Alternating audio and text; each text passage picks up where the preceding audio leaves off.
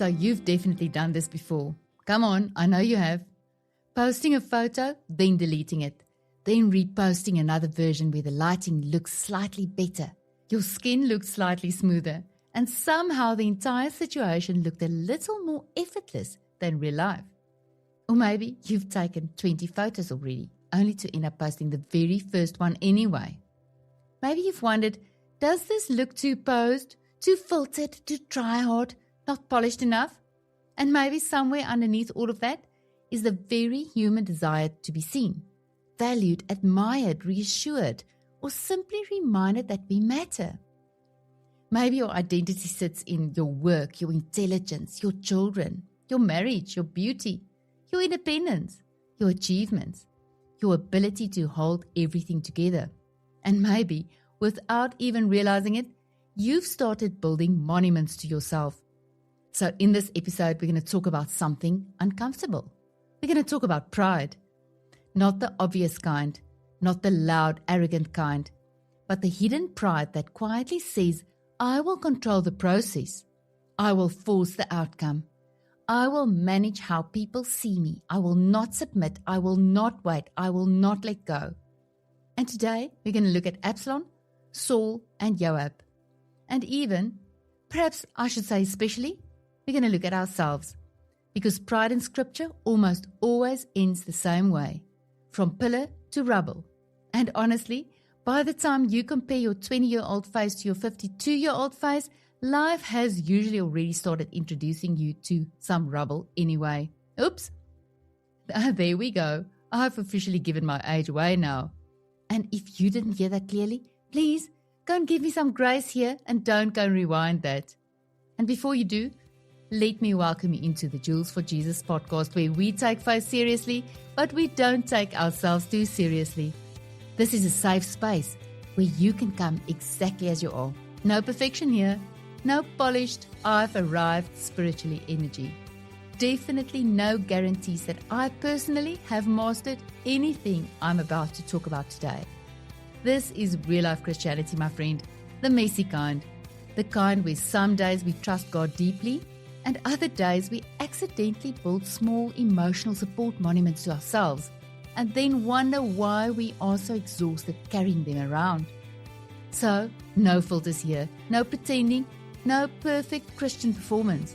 It's just me, your friend Jules, trying to walk with Jesus in real life, trying to surrender in real life, trying to let go of control one day at a time, and sometimes still learning the same lessons for the 17th time in slightly better lighting. And I'm just really glad that you are here, because today we're going to talk about pridefulness. We're going to talk about identity, control and submission, and what happens when God lovingly dismantles the things we started leaning on more heavily than Him. So recently, I found myself thinking about pride in a very different way, because I think most of us hear the word pride and immediately picture arrogance, someone boastful, someone loud, someone full of themselves, and of course, we say to ourselves, that's not us. But the more I read Scripture, the more I started realizing that pride is far deeper than that. Pride can look like being offended, not forgiving someone, carrying bitterness in your heart, trying to control outcomes, being impatient. I want answers and I want them now. Come on, am I alone here? It can also look like comparison, self-importance, perfectionism, or even refusing to ask for help. And to tell you the truth, that's also me. I'm the kind of person who could literally drive all the way to the mall, forget my wallet, get stuck at the parking exit, and instead of simply asking somebody for help like a normal human being, seriously consider abandoning the car and walking home before admitting that I need assistance. Well, at least there's Uber now. Because pride doesn't always sound like I'm better than everyone. Sometimes pride quietly says, I'll manage myself. I don't need help. I can carry this alone. I should be able to figure this out.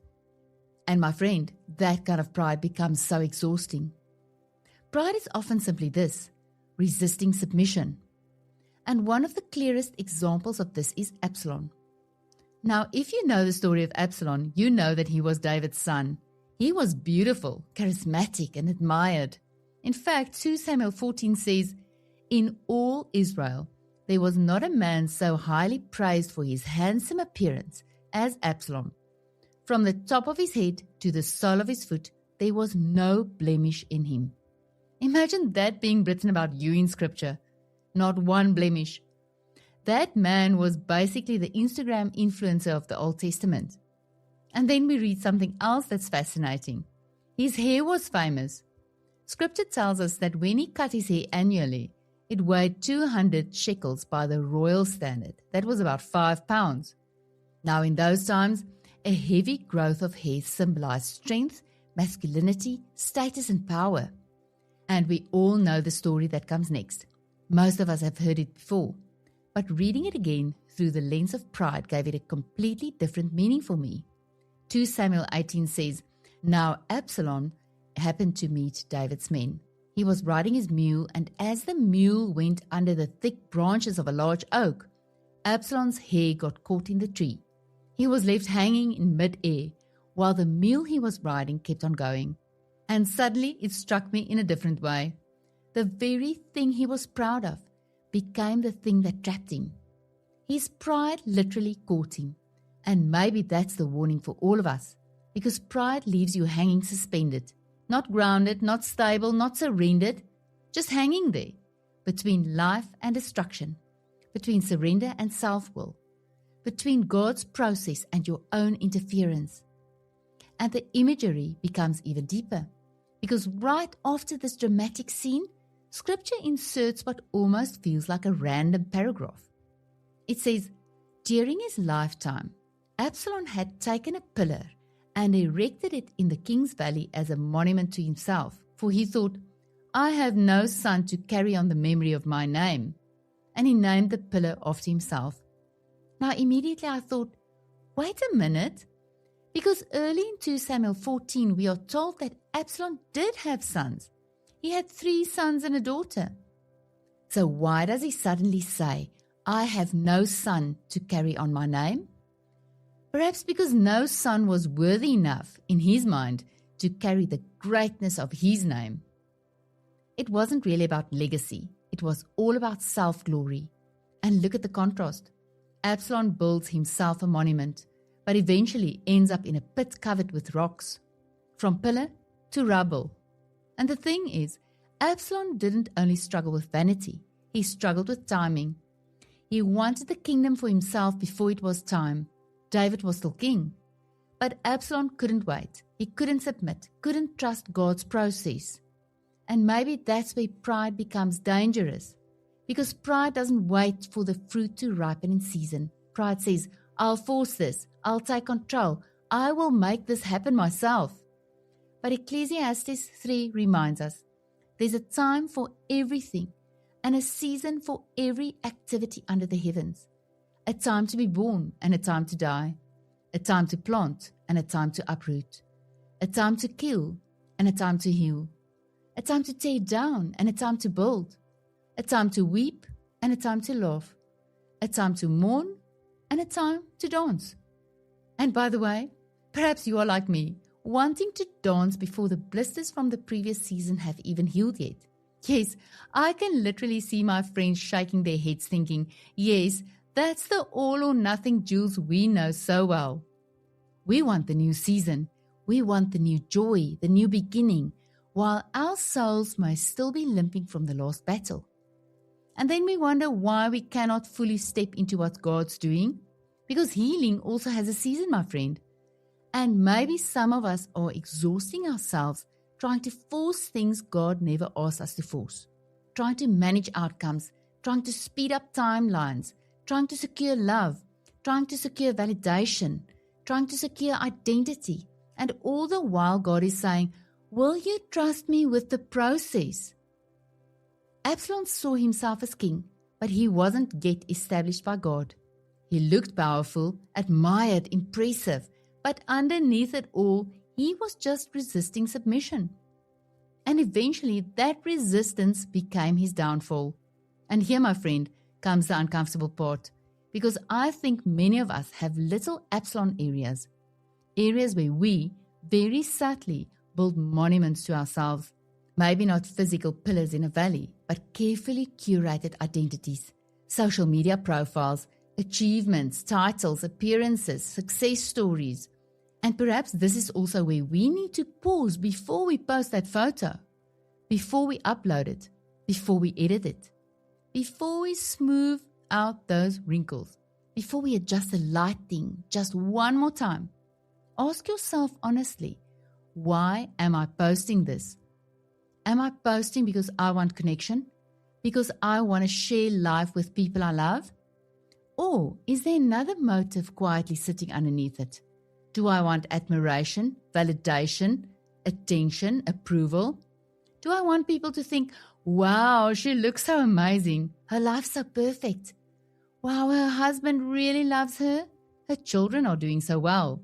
She's so successful. Wow, look at her, she's thriving. And listen, sharing beautiful things isn't wrong. Posting photos isn't wrong. Looking nice is not wrong. But maybe the deeper question is this: what is driving it? Because pride is so sneaky, my friend. Sometimes pride doesn't build a monument in the King's Valley. Sometimes pride quietly opens an editing app. And maybe the question is not, is this sinful? Maybe the question is, what is my true motive? Am I sharing or am I performing? Am I connecting or am I managing perception? Am I surrendering or am I controlling? And my friend, that requires real and honest introspection, because pride often hides inside the need to manage outcomes. And we see this again with Joab, the head of David's army. Now remember, David had given strict instructions that Absalom was not to be harmed. One of Joab's men actually refuses to touch Absalom while he was hanging in the oak tree because he remembers the king's command. But Joab says, I'm not going to wait like this for you. And then he takes 3 javelins and plunges them into Absalom's heart while he's still hanging in the tree. Now, why was Joab so unwilling to wait? Well, earlier in 2 Samuel 14, Absalom had ordered Joab's barley field to be set on fire. Joab had been offended, hurt, angry, and suddenly his offense became greater than his submission to the king. And for me, that's another form of pride, because pride says, my hurt matters more than the obedience. My offense justifies my actions. I will take matters into my own hands. Absalom couldn't wait to become king. Joab couldn't wait for revenge. Both were driven by pride. And maybe some of us are still hanging suspended because we are refusing to let God handle the process, still trying to control outcomes, still trying to force reconciliation, still trying to prove ourselves, to secure admiration, to defend our image.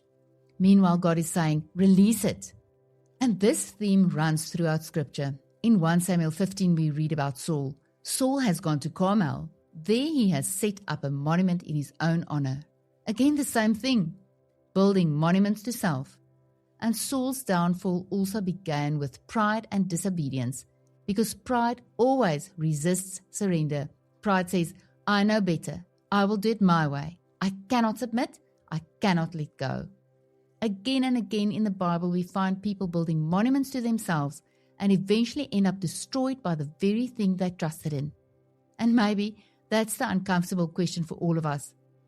If the thing you built your identity on disappeared tomorrow, who would you be underneath it? If the title goes, if the beauty fades, if the applause quiets down, if the relationship ends, the achievements stop, the children grow up, the money disappears, if the career changes, would there still be enough of you left to stand? And maybe that's exactly why God sometimes allows shaking, not to destroy us, but to lovingly separate us from the things we quietly started worshipping.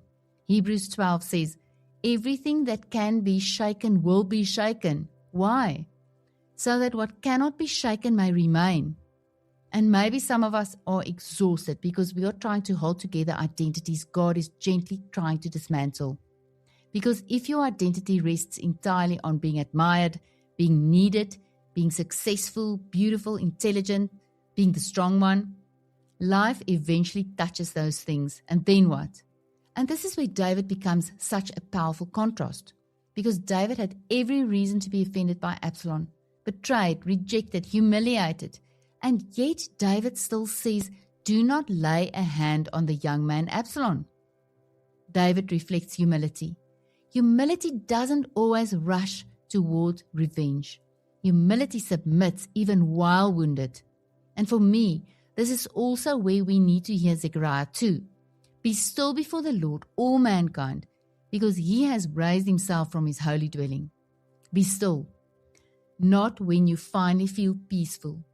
Not when finally everything makes sense. Not when the outcome looks guaranteed. Just be still. And honestly, that's hard. Because all of us want to interfere with the process. All of us want to help God along a little. All of us want to secure outcomes and want reassurance. But maybe surrender looks like this: letting God carry the process instead of trying to manage it yourself. And maybe you feel suspended right now, my friend, like Absalom hanging in midair. Maybe this is not the moment to panic. Maybe this is the moment for you to submit. Because God's process may feel slower, but it leads to life. Pride rushes. Pride forces.